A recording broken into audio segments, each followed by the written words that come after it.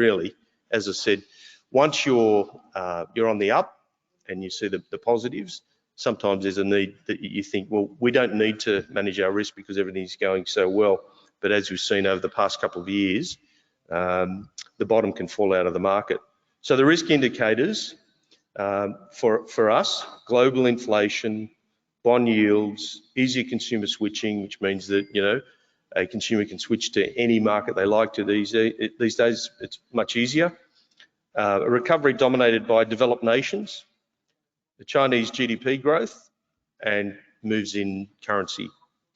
So the downside risks associated with strong export earning forecasts are an increased global inflation, central bank monetary policy sharpening tightly, impact of delays in controlling COVID-19 in certain locations, and adverse currency positions. So a major risk for Australia is further disruption to trade with China, for example, which is about 45% of exports in 2020. And, you know, 2021, steel, the markets are changing. It's difficult to price forward steel prices. It's more volatile, and the market has been very volatile in commodities such as iron ore and coking coal. Did you know that coking coal has gone from $140 to $400 this year? You know, that's a big ingredient. It's about 1/3 of the cost of producing steel is in coking coal. Many companies who didn't buy steel got burnt. So now they come to us, wow, we should have hedged.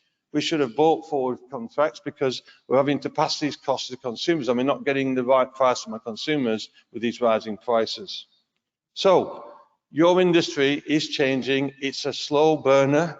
It's a traditional industry, but we've seen other industries in time change. So when we developed the freight market 20 years ago, the Greek ship owners were probably the most conservative owners in the market, but now they have to use derivatives to hedge their ships, their $30 million ships, because they're not able to fix their ships forward because it's all index linked, it's all spot. So I think with steel, in time, you know. We launched 2 more futures, and this time we focused on the hot rolled coil market. We launched one for FOB China exports and one for the North American domestic market. And what we have seen is that the contract that was focused on Chinese exports of HRC was actually the fastest growing contract that we ever launched.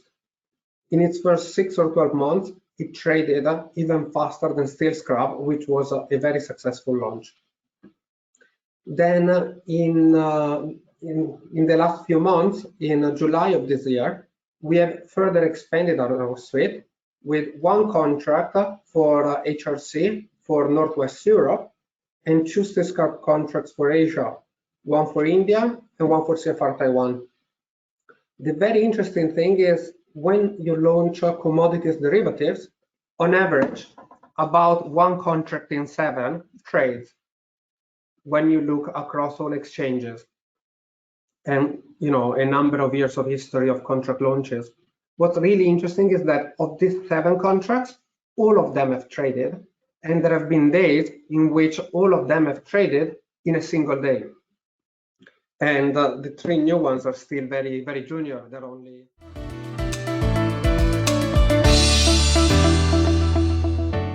days, the active contract, the 2nd month contract is back above $100. So I think what's important to note is how volatile iron ore can be. The price drivers of iron ore, you know, vary from weather conditions. The weather in Australia can be capricious at times, and that leads to certain issues related to, say, flooding or you know, because the mines are further inland, they need to come out to the trains need to bring the ores out to the ports and things like that. So you know, that's traditionally been one of the key sort of drivers on the supply. Headland. I can just talk about the freight. So today, you know, if your iron ore is $100, $30 of that's from Brazil, $15 is from Australia.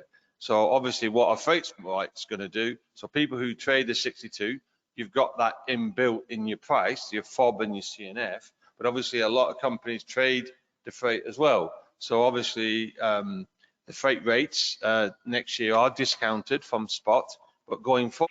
Well, COVID has impacted prices both ways, pushed them down earlier and then later on pushed them upwards. And certainly covering that risk, managing that risk with futures was helpful, but that's only one side of a very complex picture.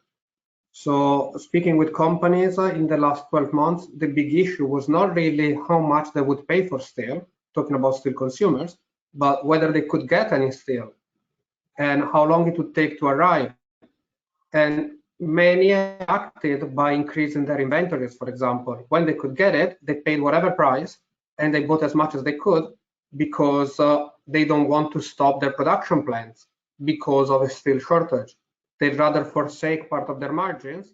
You know, that they've perfectly got it covered, and they're in fortunate markets. You've got the likes of John, who are intermediaries that protect the market. And to be fair, when you want to know what's going on with regards to illiquid markets, you turn to these guys, right? Because they'll find it for you. The Australian market is kind of a little, guys, feel free to give us a hard time from London and Singapore, but it still is quite an OTC market. So there's a little way to go yet. But that's the, I suppose, the enclosed nature of the Australian market, and hopefully that will progress as things, move forward and mature. But yeah, I totally agree with what the guys were saying. But there's a long way to go in the overall market as well, from the producers and the manufacturers. So I think this is the time to sit back and reflect, given what we've seen recently.